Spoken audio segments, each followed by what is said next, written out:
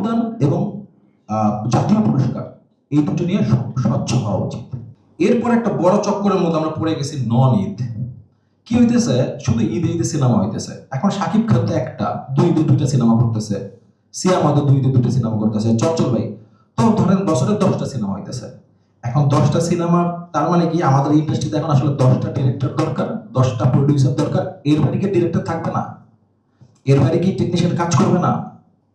এই সমস্যার সমাধানটা আসলে আমাদের করতে হবে।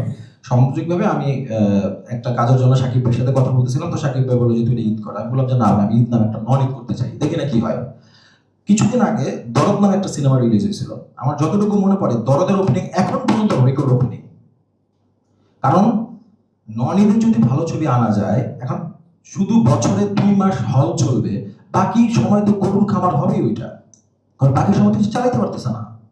এখন আপনি যদি বছরে ভালো ছবি দেন তাহলে ভালো ছবি চলবে, হলগুলো চালু থাকবে। হল মালিক কেন ফ্যান লাগাবে? ও চিন্তা করে 10 মাস বন্ধ থাকবে, এসে তো দূরের কথা। এই সময়ে এসে অনেক হলে ফ্যান নাই। This is the reality. এখন আমি আবার ওনাকে দায় দিতে পারলাম ফ্যান নাই, উনি কিন্তু আমার যখন প্রশ্ন করে যে ভাই ফ্যান তো চলেই 4 মাস, বাকি 8 মাস তো আমার চলে না, বিল দিব কোত্থেকে? সো এই যে ঈদের বাইরেও ছোট ছবি করা, অন্য ছবি করা, এইটা খুব জরুরি। সাথে সিনেপ্লেক্স যদি থাকে তাহলে আসলে সিনেপ্লেক্সের এই প্র্যাকটিসটাও আসলে ছোট ছোট ছবি, আমার মনে হয় কি যে সব তো আসলে শাকিব খান করতে পারবে না। উনি বছরে 3টা ছবি করলো, বাকি বছর কি হবে? ছোট ছোট ছবি করতে হবে।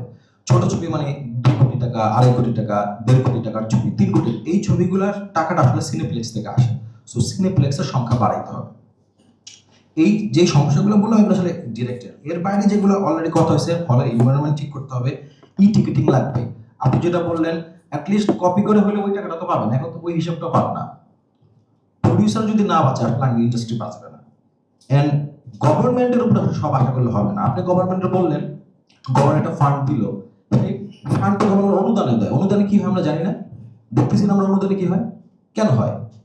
সো গভর্নমেন্ট থেকে আমি টাকা আনলাম, আনার পর হোয়াট, এটা মনিটরিং কে করবে? সো সেটা একটা গুরুত্বপূর্ণ।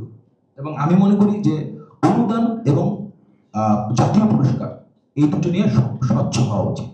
কিসের ভিত্তিতে আসলে পুরস্কার হচ্ছে? আমি আওয়ামী লীগ করলে আওয়ামী লীগ বলে পুরস্কার পাবো, বিএনপি করলে বিএনপি বলে পুরস্কার পাবো, এই চক্কর থেকে বেরোতে হবে।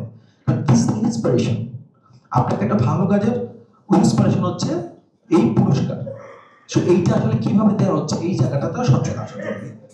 যাই হোক, বাকি সব জেলায় হল হওয়া, বাকি আলোচনা সবগুলো করছেন, কিন্তু আমার কাছে মনে হইতেছে যে আমরা আসলে একটা চোরাবালির মধ্যে আছে। এই চোরাবালি থেকে সবাইকে একসাথে হয়ে বের হইতে হবে এবং এটা যার যার ডিপার্টমেন্টের মধ্যে থেকে বের হইতে হবে। এই উদ্যোগটা চলমান থাকুক, এটা এখানেই শেষ না হোক, এটার ফলো আপ হোক।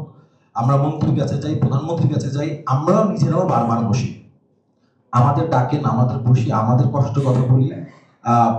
সিনেমার কিন্তু 18 কোটি লোক, আমি টাইম নিচ্ছি অনেক, বাংলাদেশে 18 কোটি লোক, এবং এই দেশে কোনো বার নাই, ক্লাব নাই, পার্ক নাই, বৈধ অবৈধ একটা এন্টারটেনমেন্ট এই দেশে, সেটা হচ্ছে সিনেমা দেখা। আর একটা কি, রেস্টুরেন্ট চলো খাইতে যাই, যে that's why building a restaurant.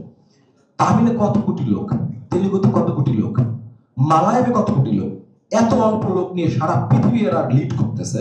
আমার সারা পৃথিবী লিড করার দরকার নাই, আমি আমার বাংলাদেশটাকে লিড করতে পারতেছি না কেন? সমস্যাটা কোথায়? সেইটা আমার মনে হয় বারবার বসা উচিত, ফাইন্ড আউট করা উচিত। ধন্যবাদ।